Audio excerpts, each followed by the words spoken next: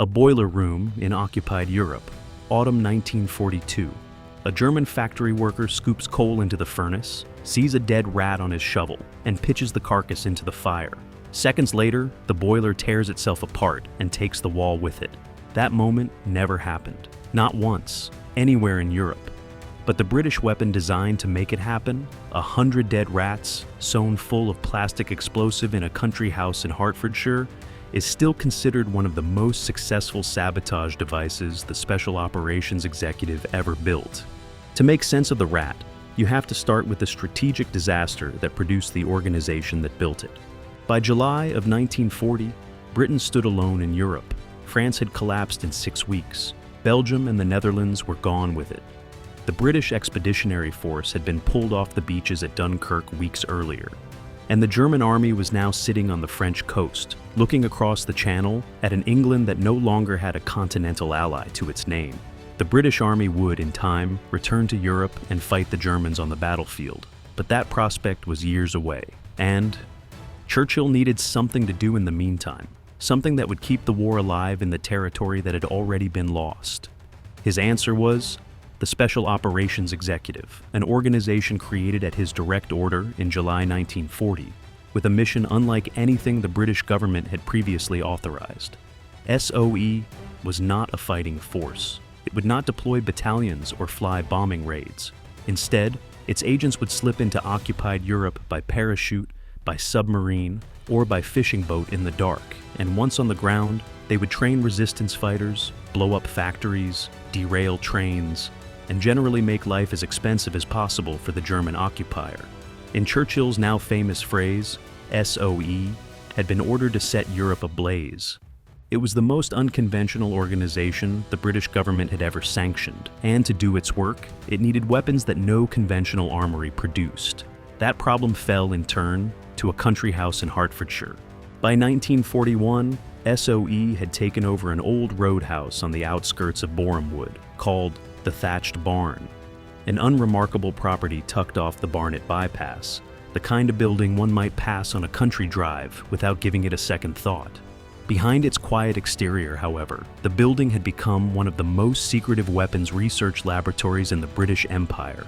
Designated Station 15 in SOE's records, the Thatched Barn was the home of the organization's camouflage section, a workshop that specialized in building anything that needed to look like something other than a weapon. The team there bore very little resemblance to a conventional military design office. Its commanding officer was a former film art director called J. Elder Wills, and the men working under him included scenic artists, prop makers, magicians, locksmiths, ex-convicts, and explosives chemists, all working under a brief that was as unusual as the team itself. They were to build the weapons that conventional war did not allow. Out of the thatched barn came lumps of coal that were not coal but plastic explosive, molded and painted by men who had spent their pre-war careers building movie sets. Out of the thatched barn came exploding fountain pens, exploding cigarettes packed with magnesium, and false bottles of Italian Chianti made from celluloid and filled with charge. Out of the thatched barn, in 1943 alone, came roughly 90,000 items of disguised sabotage equipment for agents in the field. And out of the thatched barn, sometime in 1941, came the dead rat. The German war machine, in 1941, ran on coal, steam locomotives, industrial boilers, power stations, factory furnaces, the heating plants and barracks, anywhere the Germans needed heat or motion or electricity. A stoker fed coal into a fire, and a pressurized boiler turned that fire into useful work. Boilers ran at high pressure, because the higher the pressure, the more efficient the boiler became, and the more efficient the boiler, the more critical it was to the war effort that depended on it. That efficiency, however, came with a single catastrophic vulnerability. If something punctured the firebox wall of a working boiler, the entire stored energy of the steam released at once. The boiler did not simply leak. It tore itself apart, with force enough to demolish the building around it. SOE understood this perfectly, and the question that emerged from that understanding was specific. What SOE needed was something small enough to slip into a coal pile unnoticed, predictable enough that a stoker would dispose of it in a particular way, and explosive enough to rupture the boiler at the moment it was disposed of. Conventional explosives were no use for the job. A stick of dynamite among the lumps of coal would be spotted at once. A lump of plastic explosive looks suspicious to anyone who has ever seen plastic explosive. Even cleverly disguised metal stands out among coal under the kind of light A Stoker works by. What does not stand out among coal in a German factory boiler room in 1941 is a dead rat. Coal piles attract rats, and rats die in coal piles. The sight of a rat carcass in industrial coal was so common, so unremarkable, and so unpleasant that no factory worker would ever pause to examine one closely. He would simply throw it away, and in a boiler room, the most convenient place to throw something away is the open furnace door, 3 feet from the coal pile. The rat was the perfect delivery system because the disgust the rat triggered was the weapon. Construction began in 1941. SOE procured roughly 100 rats from a London laboratory animal supplier, who was told that the rats were needed for medical experiments at London University. A cover story so dull that it raised no suspicion at all. Once the consignment had been delivered, the workshop staff at the thatched barn found themselves having to develop a new and unusually unpleasant skill set. Each rat was killed humanely, skinned with care, and then hollowed out, after which the carcass was packed with approximately 4 ounces of Nobel 808, the British plastic explosive of the time, with a blasting cap and a short fuse embedded inside the charge. Once filled, the skin was sewn back together, the body reshaped to look natural, and the finished product, viewed from outside, was indistinguishable from a freshly dead rodent, unless someone took a knife to it. Some versions of the device used delayed fuses, allowing a saboteur to set the rat to detonate hours after placement, while others were designed to detonate only on contact with fire, relying entirely on the stoker behavior the device was built to trigger. 4 ounces of plastic explosive is not, on its own, a great deal of explosive. It would not destroy a building, it would not destroy a vehicle, and it would, at most, kill the man holding it at the moment of detonation. But destroying men was not what the rat had been designed for, what the rat had been. Designed to destroy was the boiler, and for that role, 4 ounces was almost embarrassingly sufficient. When a rat went into a coal-fired furnace, the heat would cook off the explosive within seconds, and the resulting detonation, although small in absolute terms, would punch through the firebox wall of the boiler and into the pressure vessel itself. From that point on, the pressure vessel would do the rest of the work. A 4-ounce charge could trigger a release of stored steam energy hundreds of times its own size. The boiler would tear itself apart rather than leak, and the resulting blast wave would go through every wall in the boiler room, and very often through the floor of the building above it as well. That, at least, was the plan.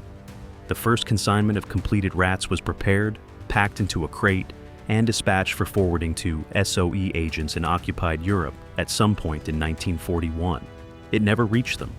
The exact circumstances of the interception are not fully detailed in surviving SOE files, but what is recorded is that the Germans captured the shipment somewhere in the supply chain before it could be distributed, and that the rats, the plastic explosive, the fuses, and the documentation that accompanied them all ended up in German hands. To their credit, the Germans understood what they were looking at almost immediately, and once they had finished examining the rats, testing the explosive, and studying the construction, they did 3 things in quick succession. The first thing the Germans did was send the surviving rats to military and intelligence schools as teaching examples, demonstrating to officers and inspectors what British sabotage now looked like, and what kinds of objects might no longer be quite what they appeared. The second thing they did was issue orders across occupied Europe that all coal piles, boiler rooms, locomotive tenders, and industrial fuel storage areas were to be searched regularly and thoroughly for further explosive rats. And the third thing they did was instruct factory managers, railway officials, and military quartermasters to inspect and document any rat carcasses found near coal supplies before disposing of them under supervision. Nothing focused the German mind quite like the idea that the rat the stoker was about to throw away might be a bomb. As a result, the Germans tied up significant manpower, time, and inspection resources searching for a weapon that, in operational terms, no longer existed.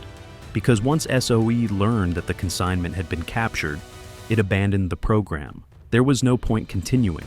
The element of surprise had been the entire weapon, and that element was now gone, irretrievably. The remaining rats stayed in their crates in Hertfordshire, and the Germans, blissfully unaware, kept searching anyway. Inside the thatched barn, the men who had built the rats could see what was happening on the other side of the channel almost in real time.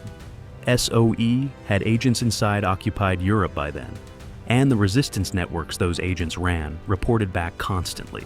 Over the months following the interception, those reports contained a consistent and somewhat astonishing observation. The Germans were searching for rats, constantly, in places where there were no rats and never had been. Coal yards across occupied Europe were being inspected on a weekly basis. Boiler rooms were being checked before each shift. Stokers were being told that any dead rodent had to be left in place until a supervisor had examined it personally. Factory managers were filing written reports on rat sightings.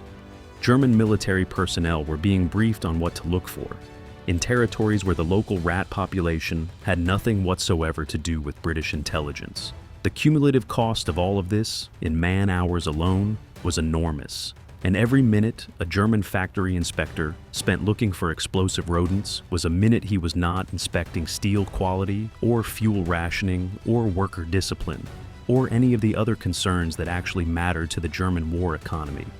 SOE had built 100 rats, used not a single one of them, and yet the German war machine was burning manpower every day looking for the next consignment that would never arrive. When SOE officers reviewed the operation in their internal files after the war, the verdict they reached was unambiguous. The trouble caused to them was a much greater success to us than if the rats had actually been used. It was, in the language of unconventional warfare, a textbook example of a secondary effect outweighing a primary effect. The weapon had worked best by failing.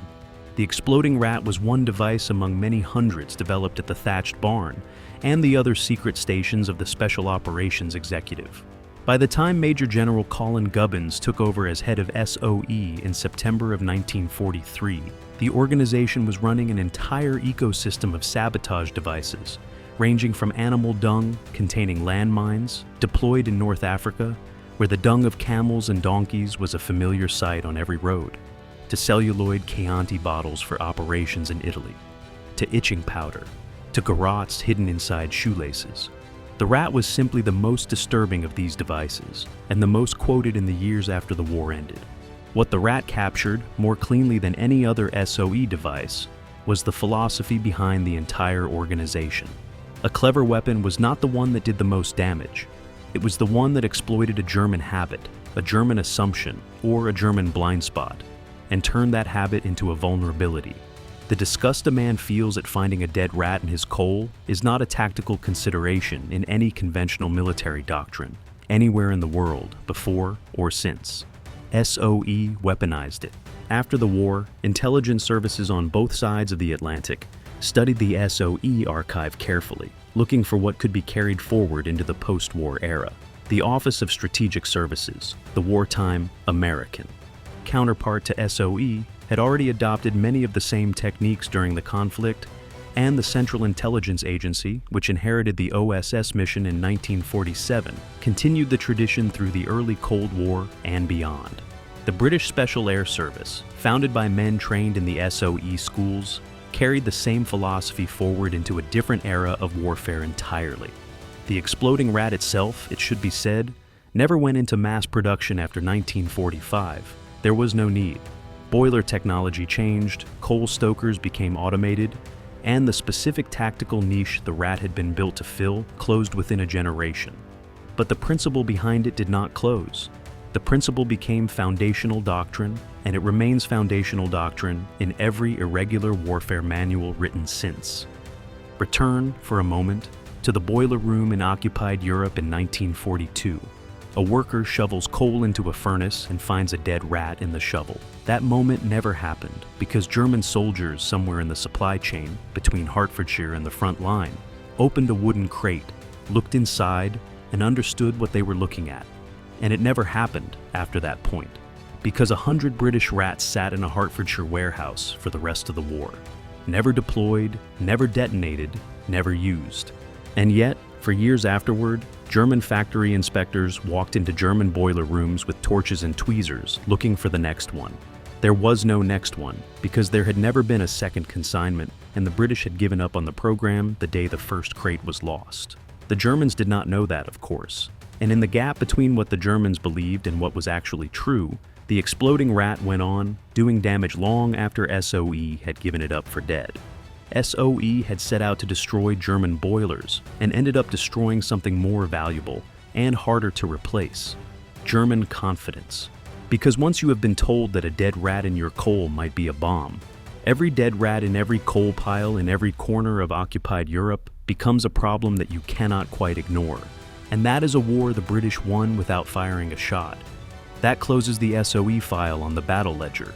From here, we leave the country house in Hertfordshire and go back into combat, this time onto the cold gray water of the North Atlantic, where a different kind of British weapon, far less ingenious and far less elegant than the rat, was waiting for the German submariners who had been sinking Allied shipping at will since the start of the war. Next episode. The clunky British spike that was the only weapon U-boat crews truly feared. A blunt, primitive, ugly piece of British engineering, fired in clusters from the decks of escort vessels and designed to do one thing only, which was to crack open the pressure hull of a submarine before it could escape into deep water. German submariners had nicknames for almost every Allied weapon they faced, and most of those nicknames were dismissive. Some were grimly affectionate. This one they called by something different, and the difference is the story of the next episode. Subscribe, you don't want to miss this one. Gary Gordon's rifle was a commercial catalog item bought from Colt. Randy Schugert's rifle was a weapon his own army had tried to retire. The exploding rat was 100 dead rodents that never went off. All three did more damage than their makers ever planned for.